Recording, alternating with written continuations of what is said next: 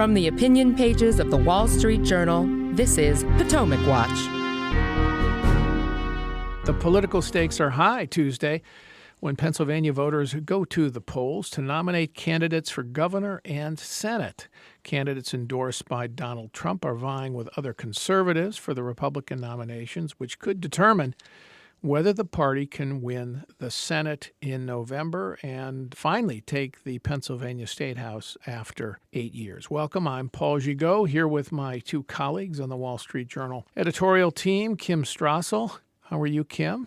I am well. How are you, Paul? Good. And Kyle Peterson. Kyle, welcome. Happy Monday, Paul. The biggest primary day so far is this Tuesday in Pennsylvania for both parties, but especially for Republicans. But let's take the races one at a time, and let's start with a Senate race. This is a race to replace Pat Toomey, the Republican two-termer who is, in my estimation, one of the best senators. And he's retiring, however, and this is an important race. If the Republicans are going to retake the Senate, they need to hold Pennsylvania. And the Democratic candidate, Kim, Lieutenant Governor John Fetterman, and Congressman Connor Lamb. And the story here is that not too long ago, Connor Lamb was something of a Democratic candidate from central casting for Pennsylvania. Centrist.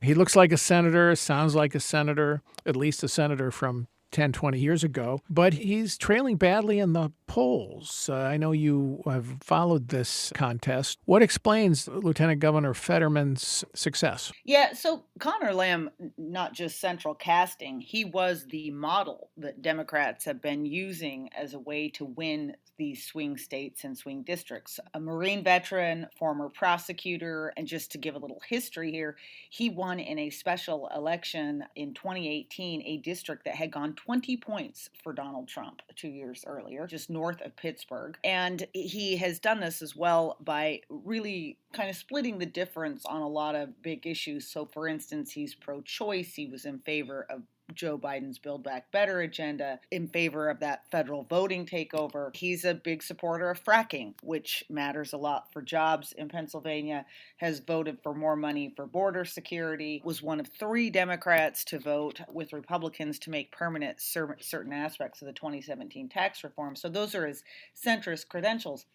Fetterman, who is the lieutenant governor, he kind of started with an advantage, though, because he had a big state profile simply by holding statewide office. He is quite the character. He's 6'9", tattooed. He grew up in affluence, but he very much has presented himself as a kind of working man's candidate, a very liberal populist type approach. He's Elizabeth Warren without the charm, really does have very aggressive, progressive ideology. But something about his entire persona, the amount of money he's had, he has massively outraised Connor Lamb, 16 million to 6 million on the latest numbers. And also I think Connor Lamb is sort of struggling because a lot of very prominent Democrats have decided not to get into this race. They have not come and spoken on his behalf, and they've just left him flailing. And that is in part because nobody wants to go against the progressives in this race who a lot of senators are supporting Fetterman. Remind me, Kim, has Fetterman called for the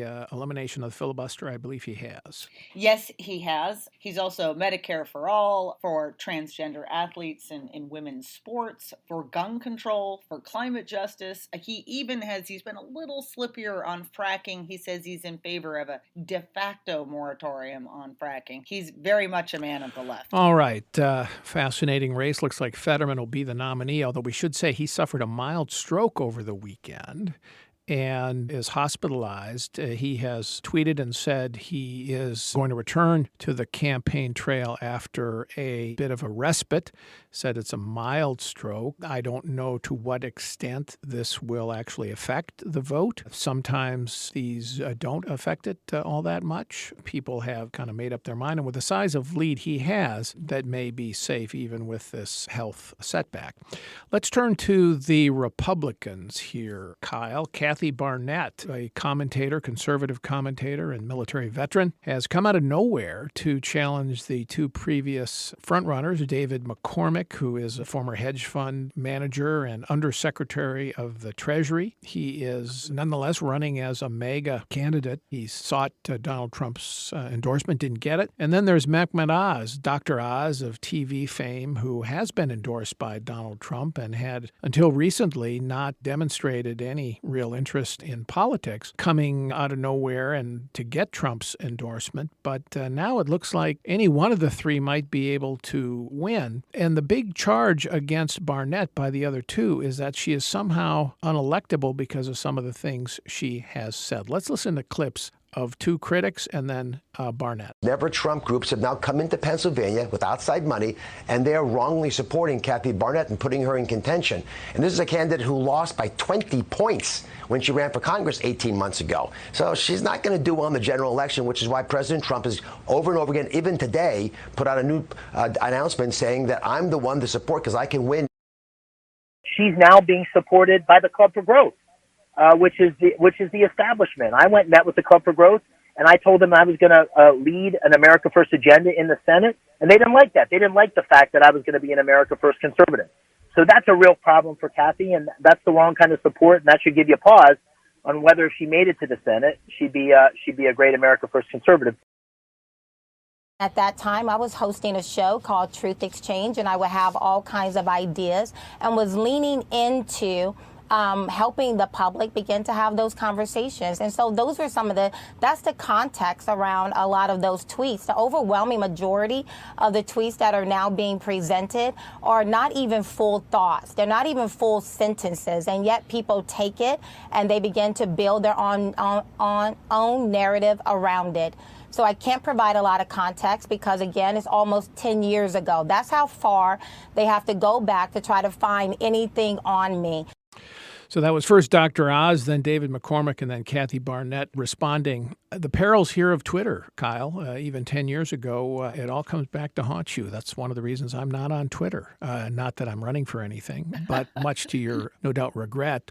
But Kyle, what is the argument against Barnette? How bad are these tweets and comments she has in her past? Well, I think they're not helpful, and they're certainly not helpful when her explanation for them is that these were basically half-thought tweets, half-thought-out tweets at the time. But I think the question is, how much other stuff is there out there that we don't know about yet? I mean, Barnette has sort of come out of nowhere in this race. For a long time, it was a two-way race between Dr. Oz and David McCormick. And maybe part of the dynamic here is that McCormick and Oz were pounding each other in ads so much that voters decided they didn't really like either of them. But now she has rocketed up in the polls, and we still don't know a whole lot about her. She was born in Alabama. She worked in financial services for a while. She wrote a book about being a black Republican. She has explained her pro-life views in part as saying that she was born after her mother was raped at the age of 11. And Republicans seem to have responded to that story, particularly while we're waiting for this Supreme Court decision on Roe v. Wade to come down. But I think the question is, what else is in her background that we don't know? She's deflected, her campaign has deflected a lot of questions, including from pretty conservative reporters on even basic stuff. So to take one, her book bio from a few years ago apparently says that she lived in Virginia. And so when did she move to Pennsylvania? How long has she lived there? Questions about her military service record. And so that is why even President Trump came out and said that he doesn't think that she can win the general election, although while also saying nice things about her and saying that she'll be an asset to the Republican Party in the long run. But it does seem to look like a three-way race right now that anybody could win. I'll check the Real Clear Politics polling average. That has Dr. Oz up with about 26%, Barnette then with 23%, and McCormick with 22%. And a lot of those dynamics can change. There are people who will go into the voting booth and not have their mind made up. On the other hand, there are about 1 million mail-in ballots that have been requested for this primary. So there is also that effect to take into account, that if someone surges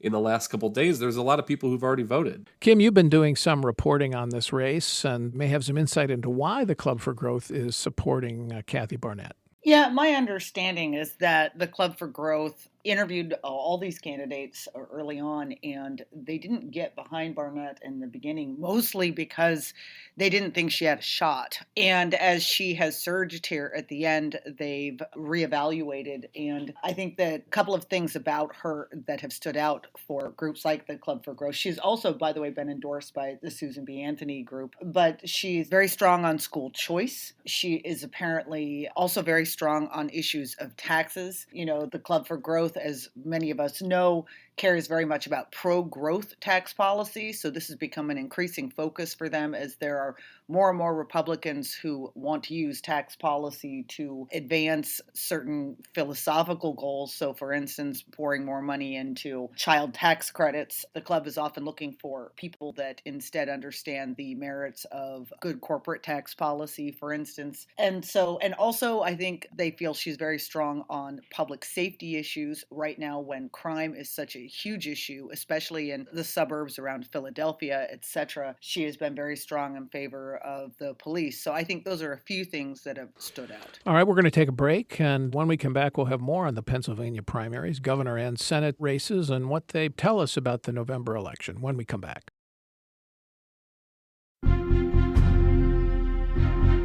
From the opinion pages of the Wall Street Journal, this is Potomac Watch.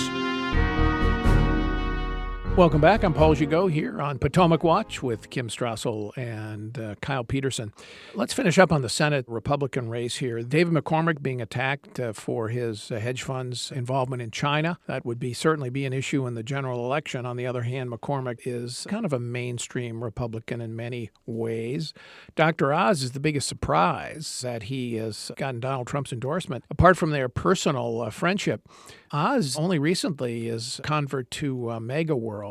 I mean, not too long ago, he was the epitome of the kind of establishment media type, pro-choice on abortion, talking about systemic racism and a lot of the tropes of the mainstream left. So he's been attacked on those grounds. What are the stakes here for Trump, Kyle? Well, if Trump can't get Oz over the finish line after this high-profile endorsement, I think it will cause a lot of people to wonder what game he is trying to play here and whether it hurts him more than it helps him if he's thinking about running in 2024. Because if Republican primary voters reject his candidates, they start to wonder why he's endorsing these people. Is he really in it for the Republican Party, for the cause, or is he in it for his own end? And that's been one of the fascinating dynamics here as Oz has struggled to make the case to these voters what his real feelings are about Roe v. Wade or about gun control, to pick another issue. And so I think Trump has made a lot of endorsements, and there's no single race, no single state that is going to make or break his record. But I do think that if his candidates keep falling short, and Georgia's another state where it looks like they very well might, I think voters are going to remember that in 2024. On that point, Kim, Doug Mastriano, the state senator, also endorsed by Trump late in the race last week, and he was somebody who has really endorsed Trump's view that the election in 2020 was stolen. There's some credible reporting that Mastriano was on site outside the Capitol when the riot was going on. And all of this baggage and other things has many Republicans in the state, some of whom I've talked to, very concerned that Mastriano cannot win the general election against Josh Shapiro, the sitting attorney general, who is likely to be the Democratic nominee. So they've been the field is split, it's divided, multiple candidates. They've been trying to get together to get some of these people out of the race to be able to coalesce against one alternative. Lou Barletta, former congressman, seems to be the favorite there. Melissa Hart, a candidate, dropped out and endorsed Barletta. Rick Santorum, the former senator from Pennsylvania, former presidential candidate, populist conservative, certainly culturally conservative Republican in his own right, trying to get people behind an alternative to Doug Mastriano, who they just think is really unlikely to win. So why did Donald Trump go in and endorse Mastriano here so late? I guess, did he feel, okay, he's got it sewn up and therefore I'll take credit for it, or what? I think, bingo, I think that is definitely what happened.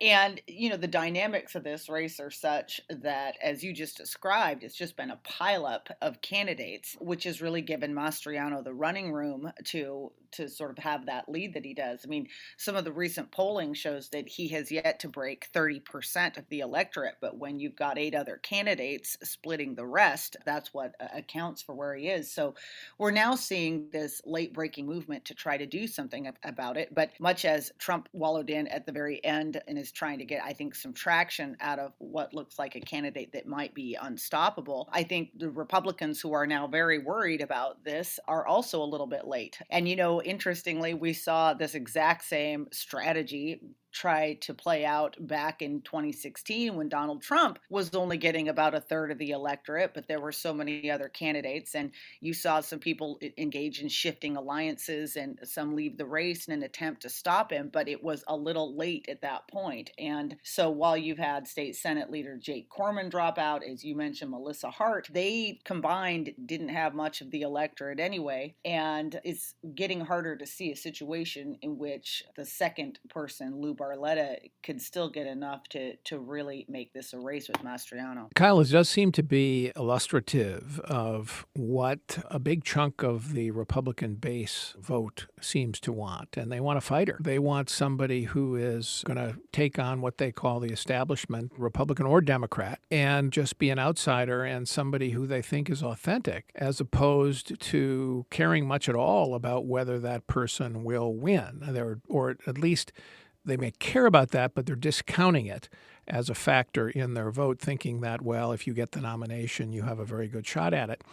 And, of course, given the dynamics of this election year where a Republican tide seems to be coming in, you could argue that maybe somebody like Mastriano or Kathy Barnette both could win, but they would not be, I think, as formidable candidates as some of the others. And then you have this notion, I think, with Trump. Karl Rove has made an interesting point about Trump's endorsements, and he's made so many of them, far beyond what any former president has ever done, at least not in the modern period. And what he's done in endorsing so many people is running the risk that he becomes a faction leader of a party, not instead of a kind of general leader of the party like most former presidents are, or certainly sitting presidents are. And he is siding with, a certain group.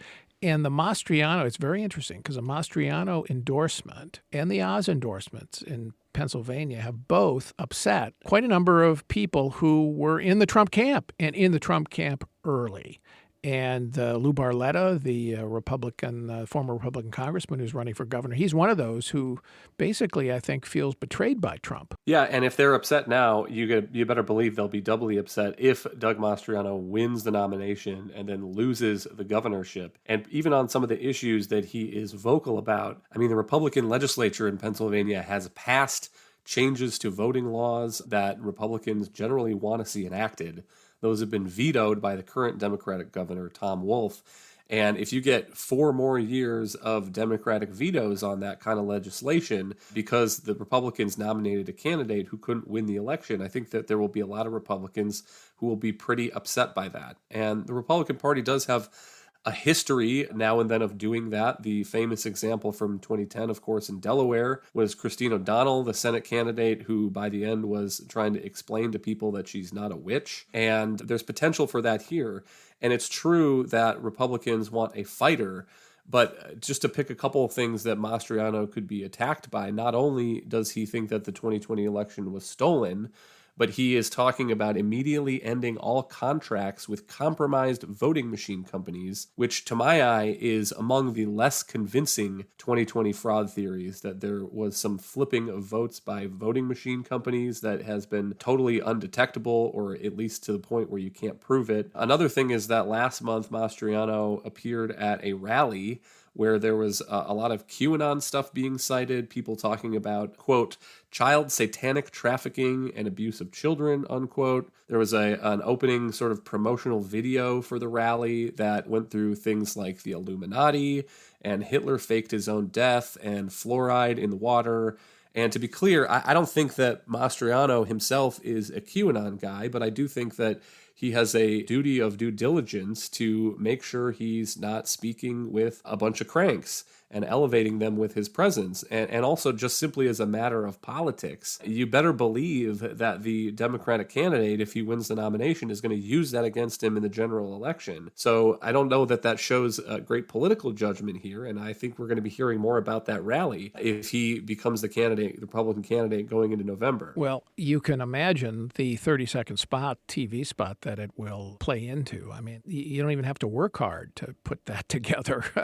So I think, it's something for Republican voters to think about. But this idea, Kim, and I'll give you the last word, this question about electability does tend to play a role in primaries. It's important. So do principles, obviously. You want to get somebody who shares your principles. But these days, this notion of fighting and of being combative and looking like it and looking like you're authentic, that it carries over from Trump. It's one of the things that people loved about Trump, a lot of Republicans, because he wouldn't be intimidated by anybody. And a guy like Mastriano seems to be playing very much into that mold. Yeah, this is obviously a premium. Although I would point out on the electability point, if Mastriano is at about 29% in the polls, that means about 70% of Pennsylvania voters are looking at another candidate who they think is more electable than he is. Again, this is part of the crowded field. And on your point about those spots, we've already had a spot like that against him. Josh Shapiro, who ran unopposed, he's a Democratic Attorney General. He will be the candidate on the Democratic side for governor. He ran an ad against Mastriano, and because he's looking at the polls as well too. When you look at generic polls, voters of Pennsylvania say they very much prefer a Republican governor, or somewhat prefer a Republican governor right now over a Democratic one, which would be really important. The GOP has lost 4 of the past 5 governors' races in Pennsylvania, but when you do matchups between Shapiro and Mastriano, the Democrat wins. So yeah, this is going to be a big thing that Pennsylvania voters have to think about tomorrow, and we'll see if there's any consolidation around someone other than Mastriano. Well, the thing about that ad by Shapiro, I would just add, is that you could argue it was against Mastriano. On the other hand, it's rather slyly made the case that to MAGA voters, the Trump voters, that, you want to vote for this guy because he's one of you. And I think a lot of people interpreted it as saying Shapiro pushing for Mastriano to win the primary because that's who Shapiro really wants to run against. So that's a fascinating dynamic. And Democrats from time to time have been very effective in essentially helping to choose the Republican nominee they think they can beat. All right. Thank you, Kim, and thank you, Kyle. Thank you all for listening. We will be back, as always, every day with another edition of Potomac Watch tomorrow. Please send comments or questions to us at pwpodcast@wsj.com. Hope you hear us tomorrow.